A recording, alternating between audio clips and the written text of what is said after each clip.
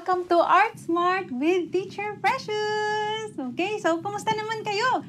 Okay, so ngayon, magkakaroon tayo ng bagong art activity. Pero bago yan, gusto ko muna malaman sino yung mga kasama natin ngayon. Okay, so sino yung mga kasama natin sa Facebook at mga Kumunizen sa Kumu. Please comment your name, where you're watching from, and if it's your first time. Okay. And don't forget to share this stream with your friends, family, or classmates. Okay? Kasi mas marami, mas masaya, di ba? Yan. Okay? So, para mag-share, magpatulong lang kay mommy o kaya kay daddy. Okay? At click ang share button. Yan. Para mas, di ba, mas maganda kapag naibabahagi natin ang saya at kaalaman sa mga kaibigan natin, di ba? Yan. So, ngayon, titignan ko na sino yung mga nandito. Let's see who's here with us today. So, from Teacher Precious page, hi sa aking mommy. So, mommy Lolit. Ayan, si Olive Zoe. Tsaka si Ana Novevina. Hello po. Si Pearl. Si Himig and Prince. Ayan, si Jovi. Si Lance Jared, si Hi Margo, ngayon lang kita ulit nakita. Hi Greta. Si Johan from Bukawi, Bulacan. Tsaka si Maya. Si Alice. Yan. Si Rija. Si Claire. Si Tatiana. Yung mga nag-join sa aking live stream last Sunday sa YouTube, nandito din sila. Si Erza. Si Andreas. Okay. Si Neraya naman from Santa Rosa, first time. Okay? Yan. Si Risha Jan Cristobal. Yan. Hi, Mary, Chris. Yan.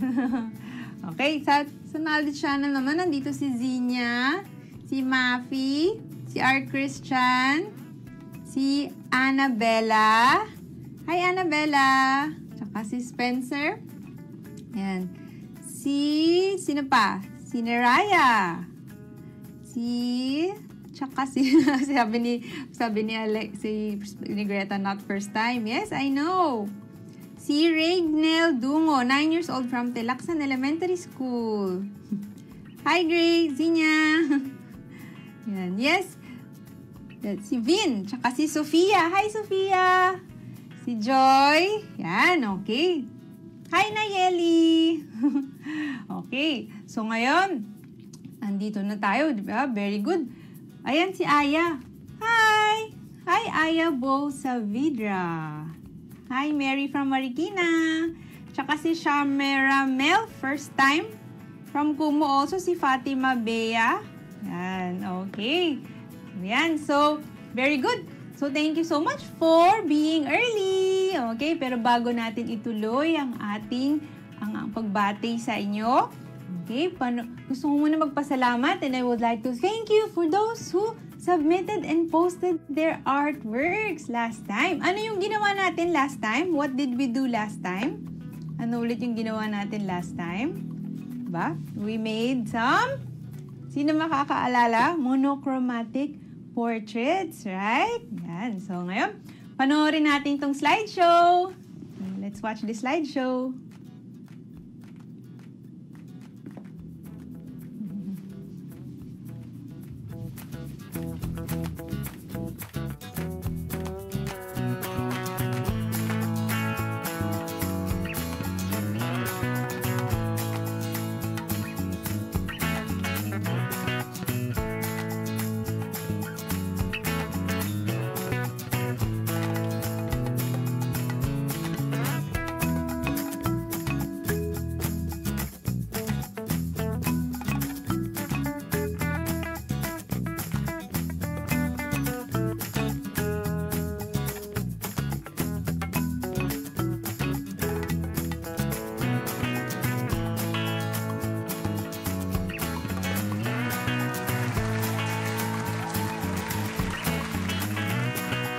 So last time, we learned about monochromatic colors, right? So, what is monochromatic colors? Again, ano nga ba uli ang monochromatic colors? Sinong makakaalam? Who can tell me?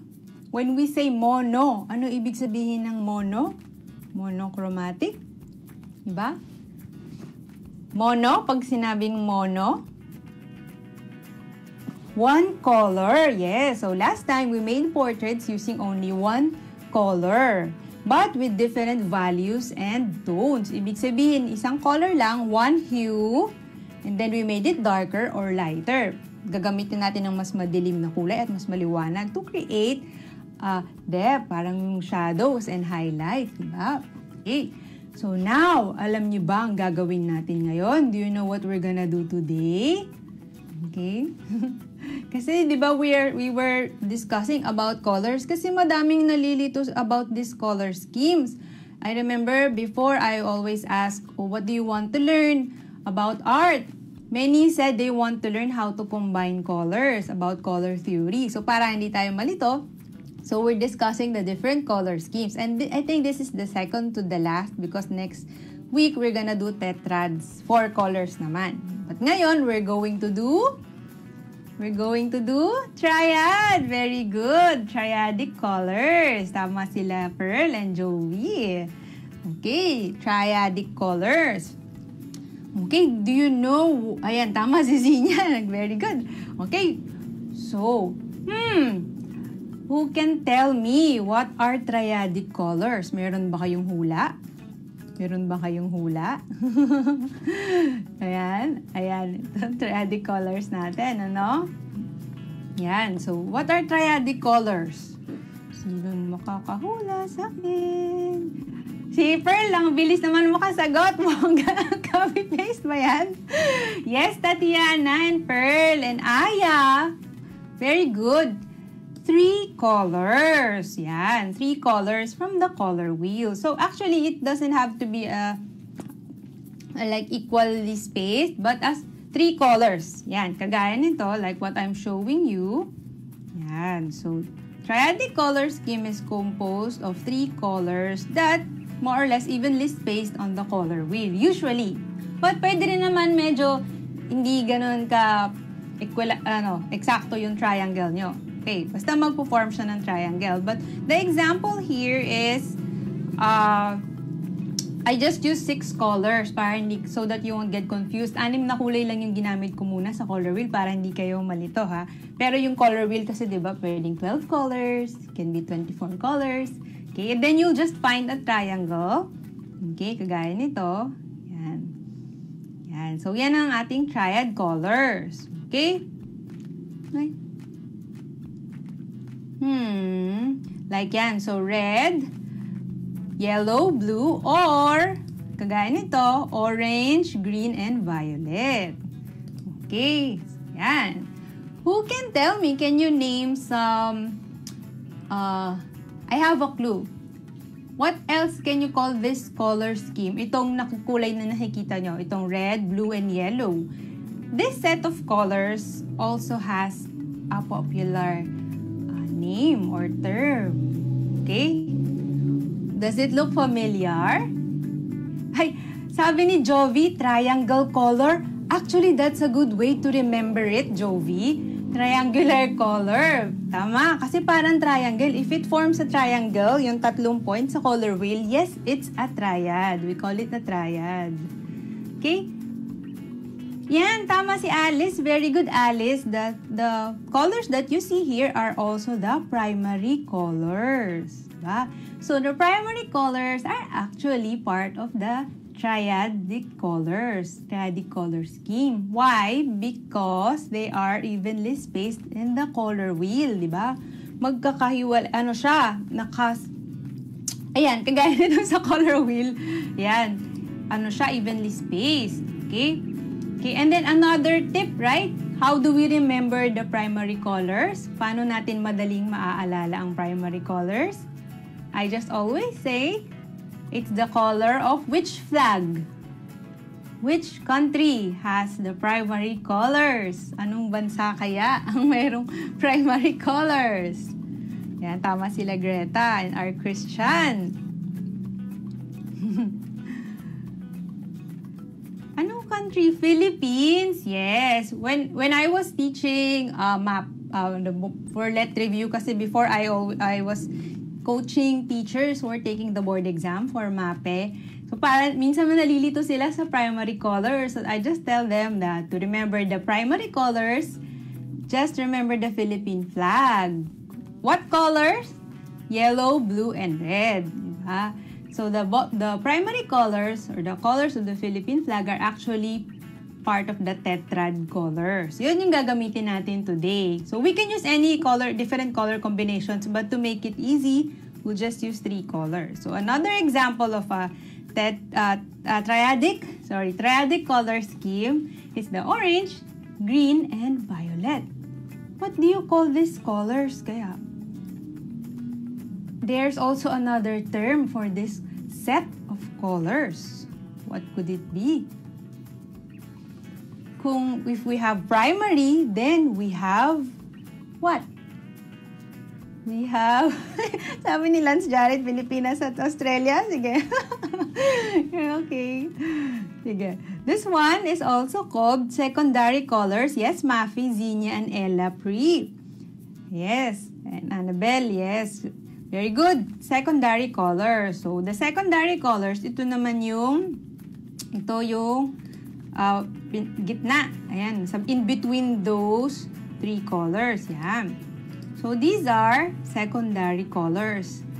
The orange, green, and violet are also part of the triad color scheme. Kasi evenly spaced din siya. Parang nagpo-form din sila ng triangle. Right? Ayan. Okay. I will ask you, okay, just review, okay, because we'll be using other colors later too. How do we make orange? What color should we mix to make orange? Yan. Diba? Kasi they are called secondary colors. They are formed by mixing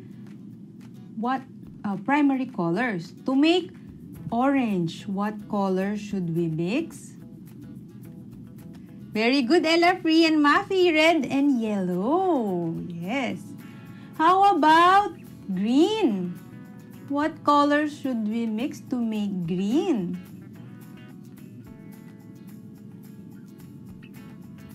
Green? Very good yung mga lagi na nagwa-watch sa atin. Memorize na nila. Actually, for you not to get confused, you just have to practice. Yes, very good, Mafi. Blue and yellow to make green. Okay, yes, Pearl. Now, how about violet? How do we make violet? We make violet by mixing. Ano yung katabi niya? Ayan, no? Mixing red and blue, di ba? Ayan, we make violet. So when using the color violet, violet is actually a darker shade. Usually like the color of the eggplant, yung talong, kakulay ng talong, yun yung violet. But when I mix, if I want to make purple, kasi minsan, especially when you use poster paints or crayons or sometimes watercolor, if you mix mix blue and red, it creates a very deep violet. Sometimes it's not vibrant. So one secret or technique, if you want to make your colors vivid or vibrant and bright, instead of using red, you can use pink. If you mix pink and blue, you create a nice lavender or purple. Try nyo yon. Especially the fluorescent or neon pink. Maganda siyang gamitin to make a nice bright purple. Purple is a lighter color. Okay, usually mas pastel. Yan. Okay, so now we know about triadic color schemes.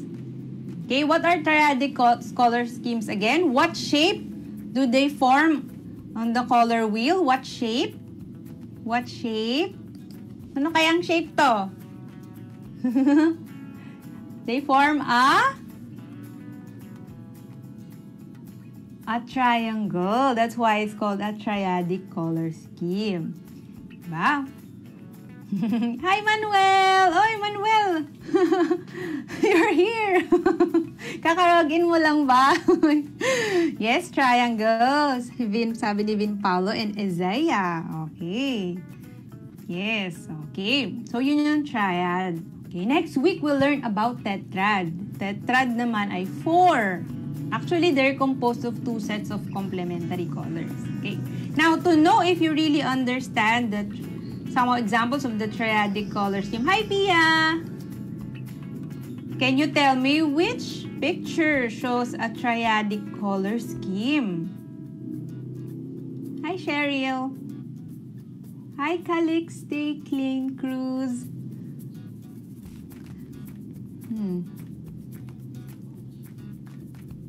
Oh, alin kayang answer?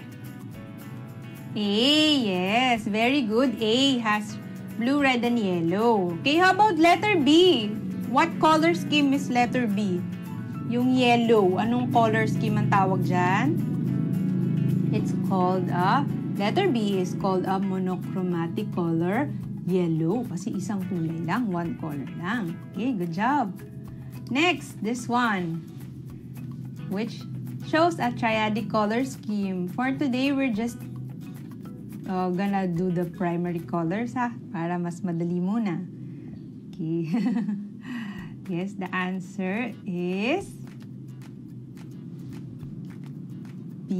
Yes, yung blue toothbrush, yellow toothbrush, and red background. Letter A is, what kind of color scheme is letter A? Ano kaya? Ginawa natin to, may yellow, yellow-green, just green. Magkakasunod sa color wheel. Letter A has colors yellow, yellow-green, and green. Anong tawag doon? Starts with letter A.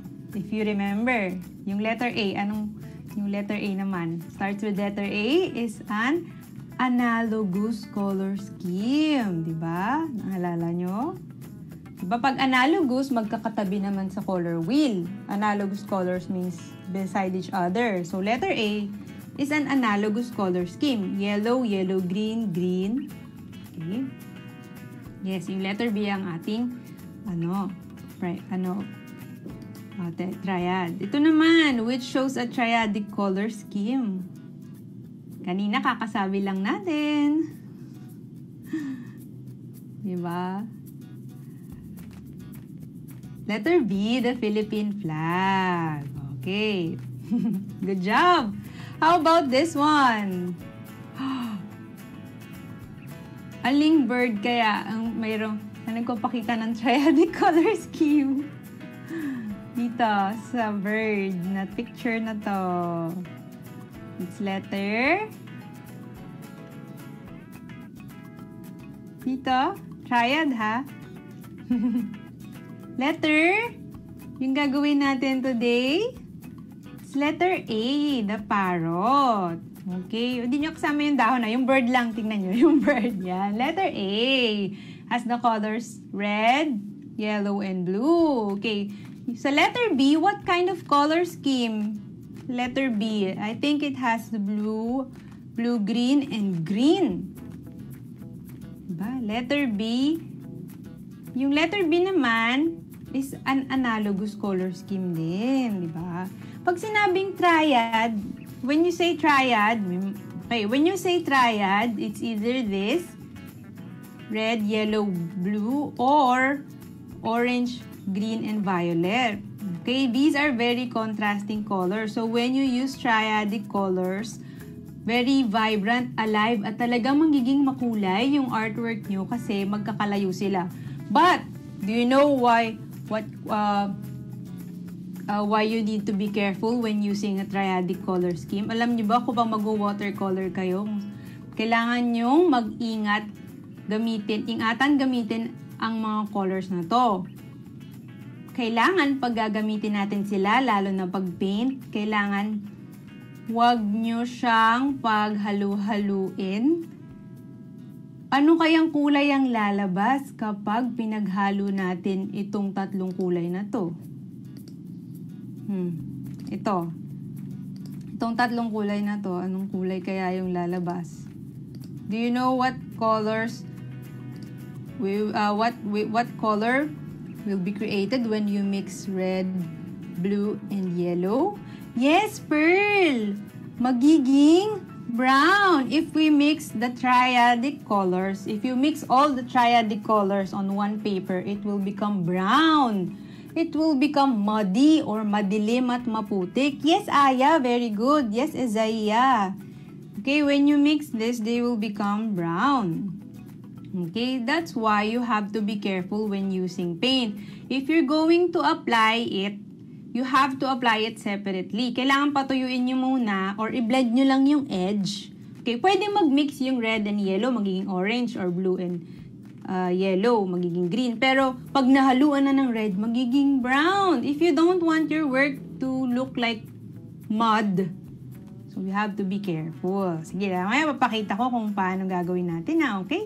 So today, we'll be using the 3 colors to paint a what bird? What do you call this bird? It's a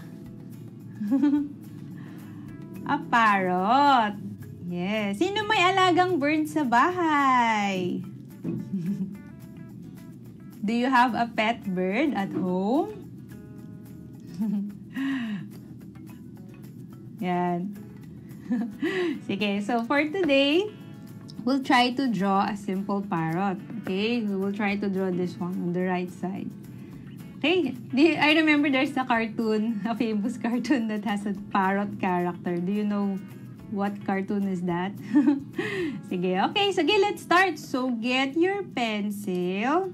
Okay, and then we'll start drawing. Okay, for today, we're just gonna use the colors yellow, red, and blue. Okay? So, yan, na-triad, 3 colors. Pwede rin naman green, orange, and violet. But, gagayahin natin yung color ng parrot. We'll imitate the color of the parrot. So, we'll just use the color,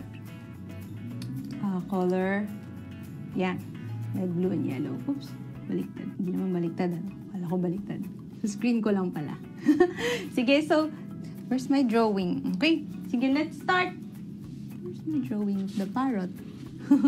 Nasaan na yung example ko? Anyway, okay, so for today, we can use oil pastel if you're still young, and then you want to be careful, you can use an oil pastel to prevent the paint from going in, from yung sa paglagpas ng paint, okay? Nasaan nakalagay ang aking parrot? Ito pala. Ayan, I made a simple one, okay? Sige, yan. Sige, so now let's start. Using ko lang, Yan. Okay, so drawing muna tayo. So get your pencil. Okay, let's start. So I'll just make a simple one. But if you want, you can make another one and then use a different drawing if you like. Yan, ito yung aking parrot drawing. Diba? Red, blue, and yellow. Gagawin natin ngayon itong simple lang.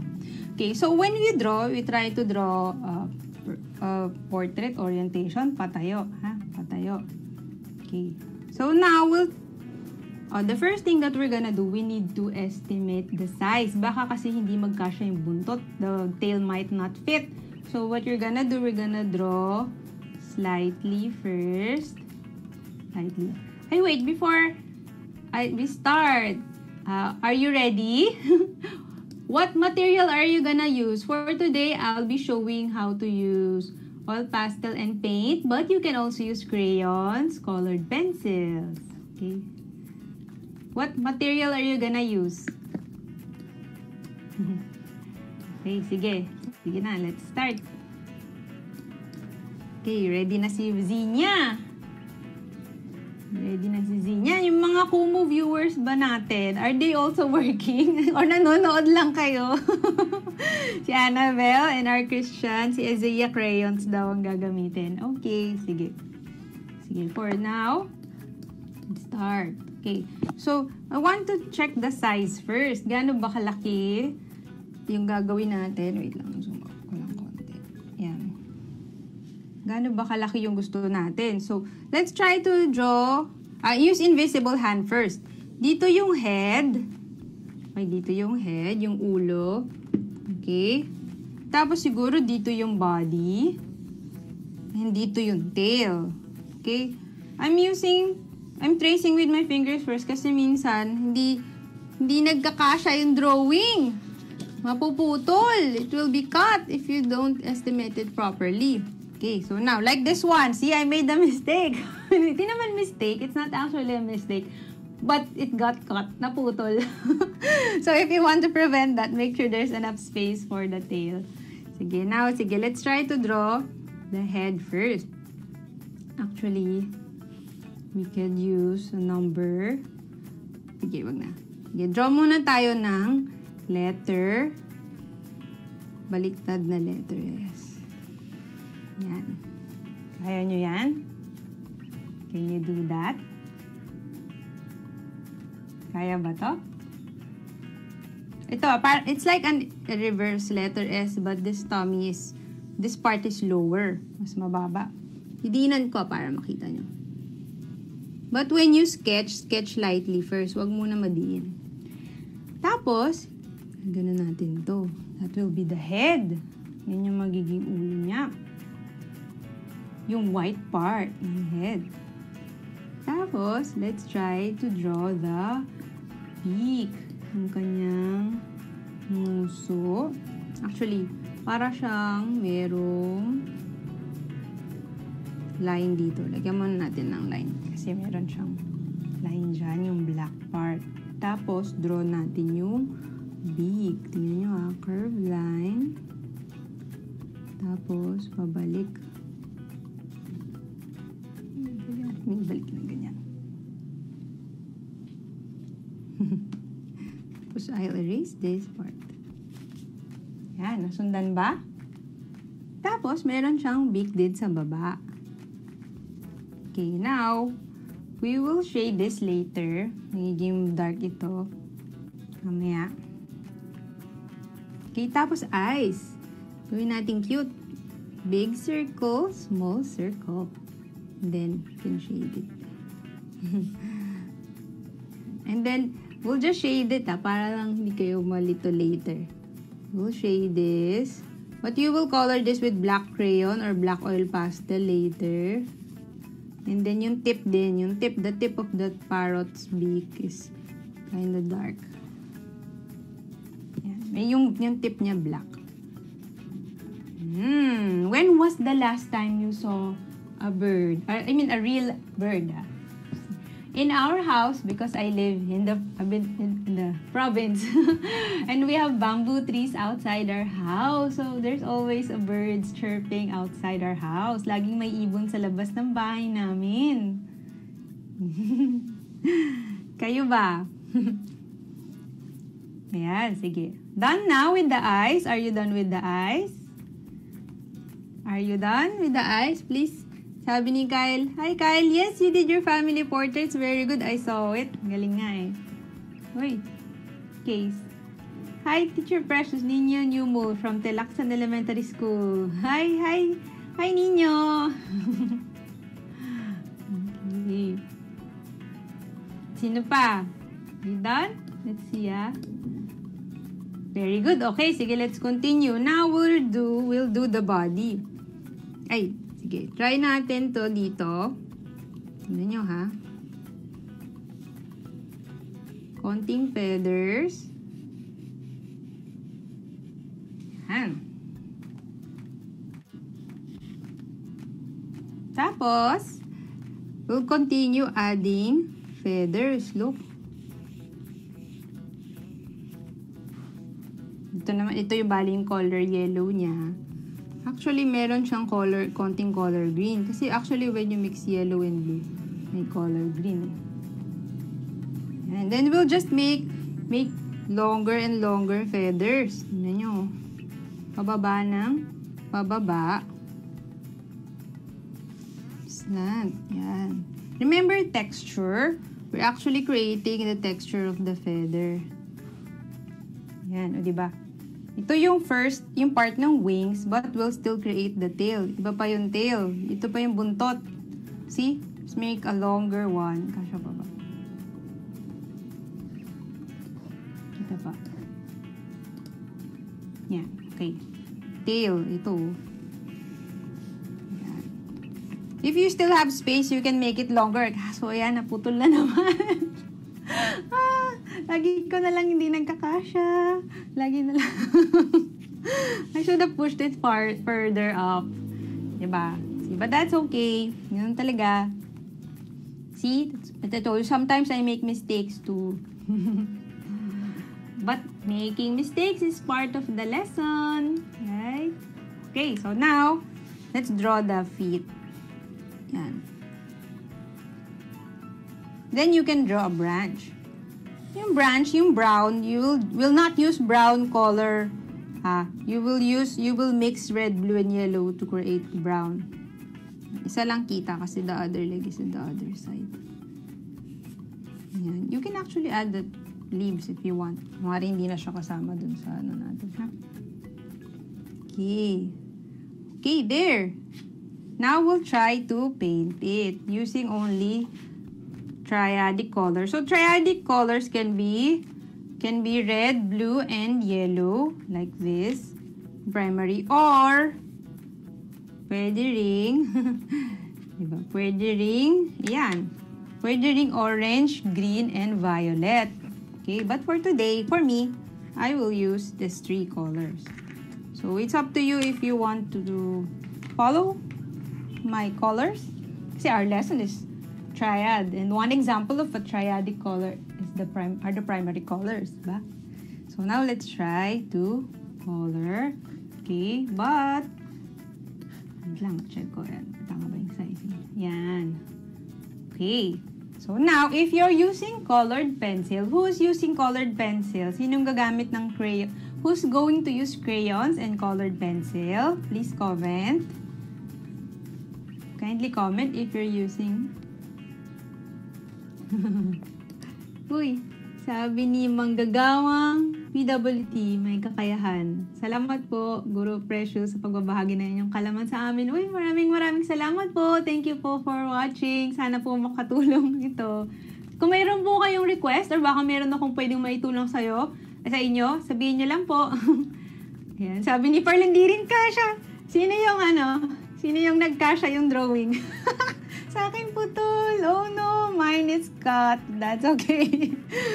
Naomi said it's gonna use color pencil. Pia's gonna use watercolor. Okay. So if you're gonna use crayons or watercolor, any color, you can, it's easy. You can just outline it and then trace it. But look, but if you're gonna use watercolor, unless you're really used to using watercolor, it's okay just to outline it or just color directly. But there's a risk that the paint might smudge or lumagpas, okay? But if you're still young or if you're still learning how to use watercolor, you can use crayons or oil pastel to outline the shape, and that will help the watercolor to stay inside the shape or stay inside the line. Makakatulong yung outline ng crayon or ng oil pastel para hindi lumagpas-lagpas yung mga kulay. Para hindi maghalo-halo. Para hindi maging brown. Sabi ni Alice, hindi rin kasha. Okay, sige. Let's start coloring. So for me, I'll outline it with black oil pastel. Sige black oil pastel or crayon. Sige. Yan. Okay. Para mas madali. So, actually, paubos na yung black oil pastel. By the way, you can buy individual oil pastels in some art stores. Like ako, nakabili ako ng individual na white. Asan na ba yun? This one. Ito, individual white oil pastels. 18 pesos nga lang isa. Okay. I forgot to buy a black. But I will outline, color this black kasi ito yung black. Ito din, black din ito. So, I'll color it. I don't want to use as much as possible. I avoid using black when painting kasi it's a very strong pigment. It can make your work messy. Okay? Yan. Then, the eyes. I'll use white or gray to outline outer parts. Actually, white naman lahat yan. So, okay lang. And then, we'll try to outline this. Actually, you can use red din. You can use red to outline. Pwede nga red. Why not? Red kasi yung unang part. Sige, I'll use red. Look, you can use red. You can use crayons too. Actually, this technique, lagi kong gamit, especially when teaching primary students or elementary students, and also children with special education needs. Sobrang useful nito. Kasi it prevents the watercolors from mixing together. Sige, we'll use the Triad Colors. So, I will use red, and then I can also use yellow. Then sometimes, look, oil pastel can be dirty. You can use a tissue to just wipe the edges para malinis. Kasi sometimes, nagbe-blend kayo, may tira-tira pa. Yan. So, this one, see, I'm gonna use yellow. Yan. Hanggang saan ba yung yellow? Dito na lang. Ilang layers ba ang yellow? Let's see, ha? Dito, parang 2 layers ng feathers yung yellow.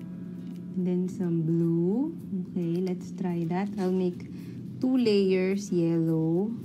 Yan, see? Pag naiwan yung dumi sa oil pastel nyo, maiiwan siya. You can use yellow or you can use the black oil pastel if you want. Ginawa ko lang ganyan para maganda. And then yung blue na. After 2 layers, 3 layers of red, 2 layers of yellow, and then I'll use blue. Yan. How about you? Ilang layers ng feather yung nagawa nyo? And this one, sa ilalim, what's that? Wait lang, ha? Still okay. Okay, gulat ako. Okay. Sabi ni Zinya, I cannot see your drawing too fast. Sorry. Ayan. Dito lang tayo. Okay. How's your work? Ayan, tingnan natin yung feather. Ayan, may red. Look at the tail. There's a red part. And then there's a blue part. Okay, so let's try to add red. Dito banda may red pa. Red. Tapos may blue. Blue. Okay, but to make it stand out, I will still use black just to outline the outermost part. Yung pinakalabas lang. Gusto kong ginagawa to kasi it helps emphasize the subject or binibigyan niya ng focus yung subject kasi naka-outline siya.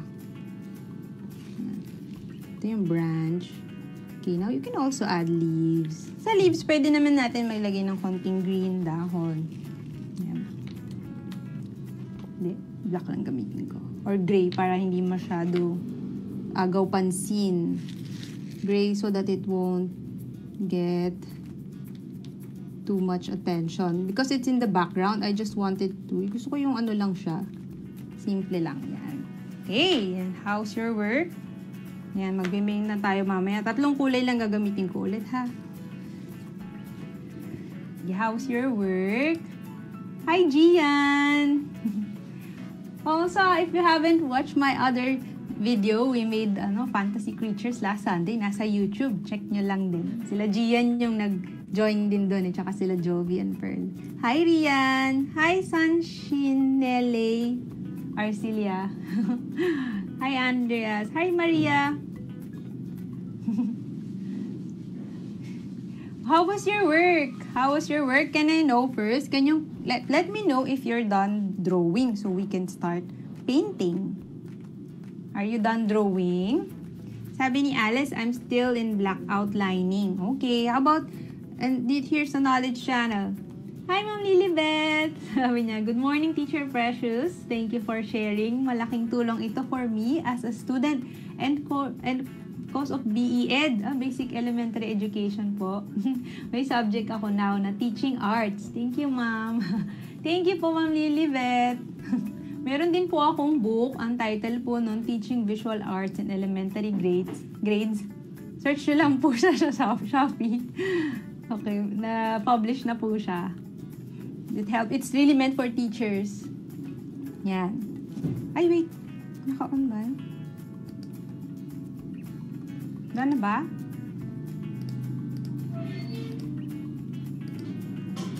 Okay. Done na ba? Pwede na tayo mag-paint. Done na. Okay, we can start painting. Si Risha, finish na rin. Sige, so first, where's my paintbrush? Dito pala.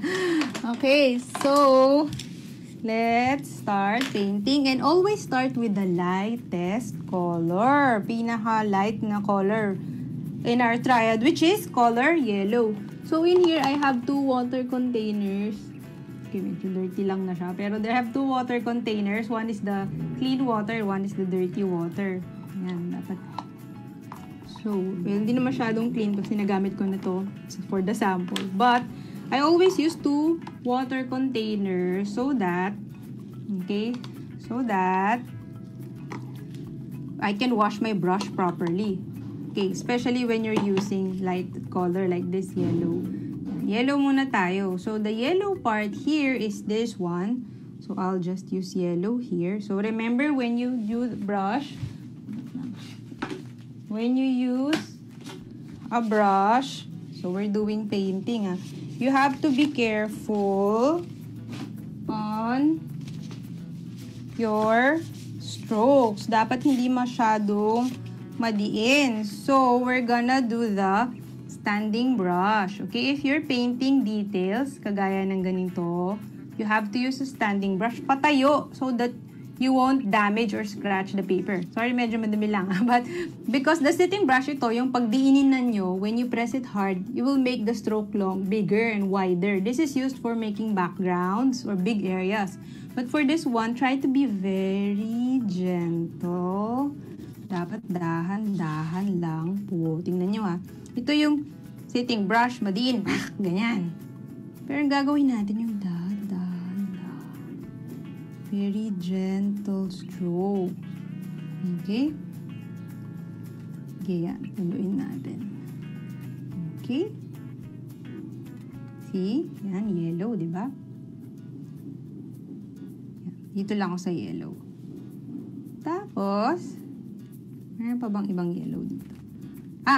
Because I want this to be green, di ba? Gusto ko maging green itong leaf. So, lalagyan ko na siya ng base na yellow. I'll just put yellow here. And then we'll add, what color should we add to make green? Diba? Add natin ng blue later. Okay, so yan. And then I will just, this is supposed to be white, but I'll just dab a little bit of yellow.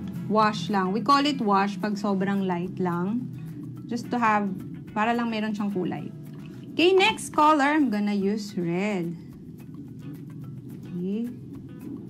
Red. Okay. Tingnan natin ulit yung picture. Tingnan nyo. Tadam! White yung around the eyes. Then the head part is red. The top part is red. So we can use red like this. Yan. And then when you get paint, look, I wet it first and I dab. Okay, this one I'm using rank kasi mas madali siyang i-blend and i-mix. Okay, and then also you can buy individual packs. That's what I did.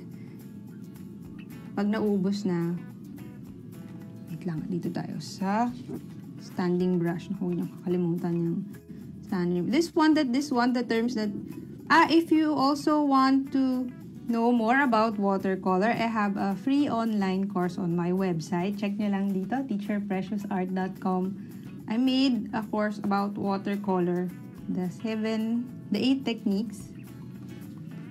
It's for free. You can just enlist on my website and watch it.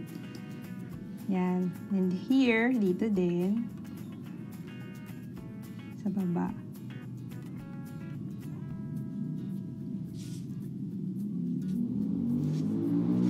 Don't forget this part. Sorry. Part on the cars. Yan. And then, wash on the dirty wash and wash on the clean brush. Our last color, color blue.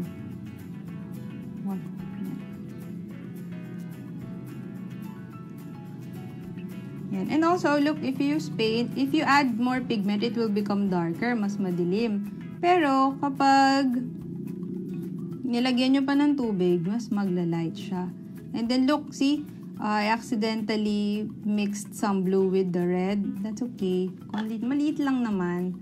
Yan, get some paint. Yan. If you want to add some shade, some lifting, pwede kayong gumamit ng cotton bud. Cotton bud pa ba ako? Yun. Tinan nyo ha, I'm gonna wet some cotton bud. Babasain ko lang ng konti. And then you can actually lift some color para magka-texture siya. Kaya sa ilalim na blue. Yan. You can only do this with the watercolor paper. By the way, if you really want to take watercolor seriously, I suggest you use watercolor paper kasi ordinary paper, hindi kayo makaka-blend. If you're using bond paper, ordinary paper, it's okay, but the blending can be more obvious or mas maganda siya if you're using watercolor paper. Watercolor paper is made to withstand the wet texture, and you can really blend well. Okay, sa bond paper, matutuyo kagad yung paper nyo or mabubutas yung papel. So, yan. That's why we use watercolor paper. Lagyan ko ng konting red dito para lang mag-mix ng konti. Yan. Tapos, I want this to be brown, right? Brown. So, ang gagawin natin, we'll just mix all colors together. Okay, yan. Mix yellow. Tapos, wow, sa Kumu viewers, we have 1,491 Kumu viewers. And diamonds, Kumu diamonds, 1,465. Hi, C. Salazar and Jessica Zernalariosa from Kumu. Who else are in Kumu? Sino po kayang nag-art, gumagawa ng work ngayon sa Kumu? Are you just watching or are you also doing art? Yeah. So for this one, diba, I'll try to make brown. So I'll mix blue, yellow. We'll mix all the colors together dito sa branch para maging brown. Tingnan nyo, naging green na, diba, nung hinalo ko yung blue. Ito yung gusto kong green, kaya lagyan ko ng green. Okay, so in this case, it's a bit bluish green. It's very dark kasi mas maraming blue. Dapat dagdagan nyo pa ng yellow para maging light green. Okay, now, how to make brown? Now we have green. What's the complement of green? Ba? Red. Another way, easy way to make brown is to just use their complements. Yan, o, diba? Ang maganda kasi, you know what's nice when you use complementary, natural, primary colors instead of using the mixed brown, yung ready na brown. Mas colorful siya. Look at this one. You can still see the red, some of the green. But if you look at it from afar, pag tinignan nyo sa malayo, mukha na siyang brown. Diba? Mas maganda siya tignan. Okay, now for the background. Pwede namang plain lang na ganyan. But better if you use wash. Wash, ibig sabihin, very light lang. Mas matubig. Ibig sabihin, more water. Ayan, kumari I'm using blue. More water so that it will be lighter. But be careful, sometimes mabubutas yung paper nyo if it's too wet. So I'm just using a wash effect. Wash means, yan, more water. Para siyang nahugasan. Kaya wash yung tawag. Oops. Yan. Be careful. Yan. Now you can do a bit of a sitting brush, but still be careful kasi baka mabutas yung paper nyo. Yan. I'm just putting a little bit of blue. I forgot the hand, yung kamay, nakalimutan natin. Yan. Yeah, pwede nyo i-darken ng konti dito. Then we can create clouds by lifting it. Again, if you're using watercolor paper, you can actually lift. Pwede kayong mag-angat. Ganyan ko na lang para hindi na makalat. Yan. Angat, ibig sabihin, habang basa pa, while it's still wet, you can dab a tissue and then lift the parts of the paint. The thicker the watercolor paper, the more you can lift the paint. Okay, sa bond sa bond paper, hindi siya magagawa. What you can do, you can just draw the clouds, and then just don't paint the clouds so that it will become white. Paint the sky. What you're gonna paint is paint the sky. Yan, di ba? There. Okay. Ay, medyo hindi pala kita yung shadow dito. Lalagyan ko ng konting, wait lang, konting shadow, konting red dito para lang umangat siya. Magkaroon ng depth. Yan. Okay. There. So, this is my work. So, now, remember, ay, nakalimutan lang yung sa legs. Sorry. How's your work? Natapos nyo ba? Or patapos na ba kayo? Yan. Ako, naging green na. Pag naging green, lagyan nyo lang ng red para maging brown. There. O, diba? Hey.